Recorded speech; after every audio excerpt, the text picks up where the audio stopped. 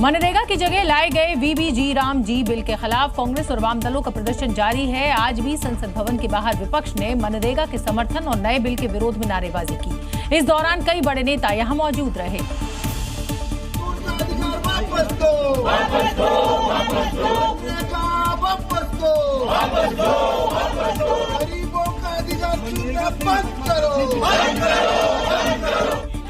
Bill पेश होने के चौथे दिन भी इंडिया गठबंधन का विरोध खत्म होने का नाम नहीं ले रहा है। साथ ही इस विरोध ने ही ये साफ कर दिया है कि मनरेगा को लेकर विपक्ष एकजुट है।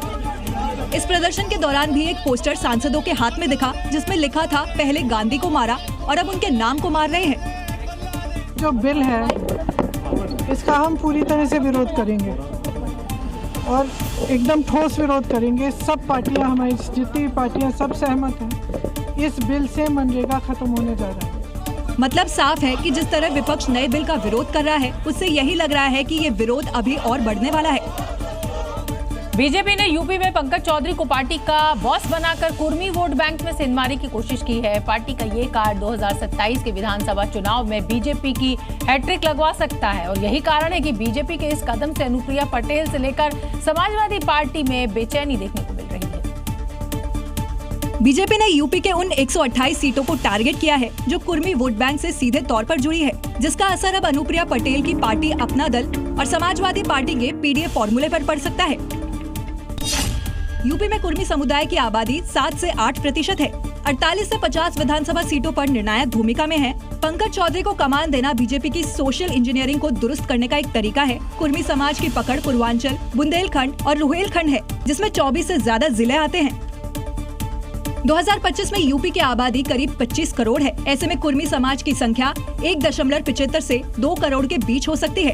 यही वो कारण है कि प्रदेश की 403 विधानसभा सीटों में से 128 पर कुर्मी वोटर असर डाल सकता है, जिसने अपना दल और सपा की बेचैनी बढ़ा दी है। उत्तर प्रदेश में खाद्य विभाग शुद्ध चने को लेकर खास अभियान चला रहा है और इसके तहत दुकानदार और गोदामों पर रेड की जा रही है। ऐसी ही एक कार्रवाई के दौरान खाद्य विभाग ने 30 लाख से ज्यादा का खतरनाक रंग से रंगा हुआ चना जब्त किया है। ये 4 तस्वीरें सीएम योगी के उस एक्शन की तस्दीक कर रही है, जिसके तहत लोगों तक जाने वाले जहरीले चने को रोका जा सके और यही कारण है यूपी के कई जिलों में खाद्य विभाग की ऐसी कार्रवाई देखने को मिल रही है। ये तस्वीर सामने आई है यूपी के अमेठी से, जहां रंग मिले चने को लेकर खाद्य विभाग ने खास अभियान चलाया। इस दौरान थोक और फुटकर दुकानदारों पर रेड की गई और चनों का सैंपल लेकर लैब में टेस्ट के लिए भेज दिया गया। साथ ही 7 बोरी चना सीज भी किया गया है। ऐसा ही एक्शन देखने को मिला कानपुर में। यहाँ खाद्य विभाग ने बड़ी कार्रवाई करते हुए बैजनाथ ट्रेडर्स के यहाँ पर छापा मारा, जहाँ से करीब 33,48,000 रुपए की कीमत का 1,240 बोरी भुना चना जब्त किया गया, जो ऑरामाइन डाई से रंगा पाया गया। खाद्य विभाग के इस एक्शन से साफ है कि यूपी में मिलावटखोरों की अब खैर नहीं। उत्तर प्रदेश पुलिस के एक दारोगा का वीडियो सामने आया है, जिसमें दारोगा जी पिस्टल का लॉक खोलने में बुरी तरह से फंस गए और वो पिस्टल का लॉक नहीं खोल पा रहे थे। इस दौरान वो हाथों में हथियार लिए कुछ देर तक जूझते दिखाई दिए। अब सोचिए, जो दारोगा पिस्टल नहीं खोल पा रहा है और उसके सामने अचानक बदमाश आ जाएंगे तो वो क्या करेगा। जिसका वीडियो अब सोशल मीडिया पर वायरल हो रहा है। दरअसल मामला गाजियाबाद का है, जहां डीसीपी निरीक्षण पर आए हुए थे। इस दौरान उन्होंने हथियार भी देखे और अपने बहादुर अधिकारियों का जौहर भी देखना चाहा, लेकिन इसी दौरान 2023 बैच के एक दरोगा से पिस्टल का लॉक ही नहीं खुला। दरोगा काफी देर तक उसको लेकर जूझते रहे।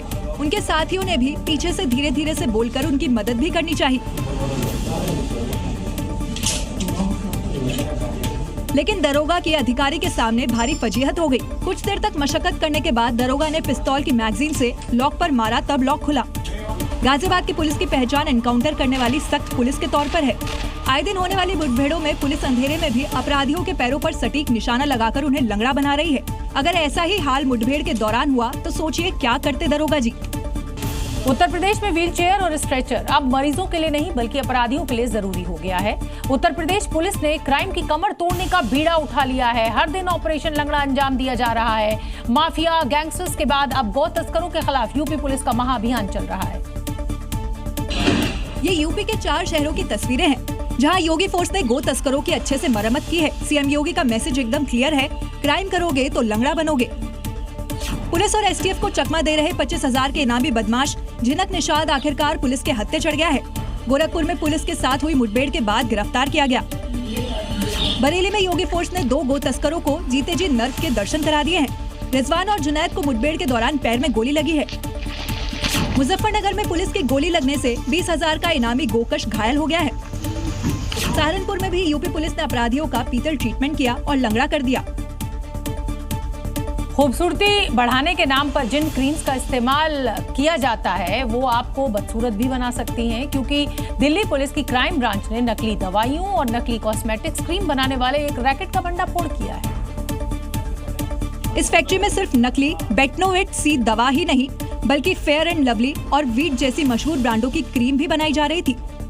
नकली दवाओं की इस फैक्ट्री का हाल किसी कूड़ेदान से कम नहीं है।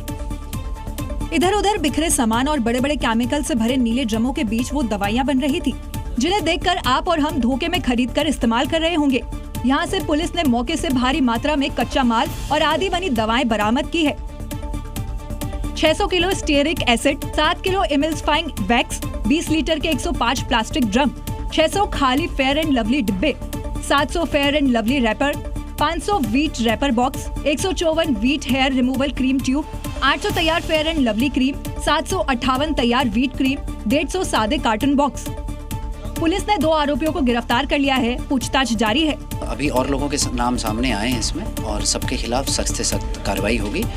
पुलिस का साफ संदेश है कि नकली दवाइयां और कॉस्मेटिक सिर्फ धोखाधड़ी नहीं, लोगों की सेहत और जान पर सीधा खतरा है। ऐसे रैकेट्स को बख्शा नहीं जाएगा।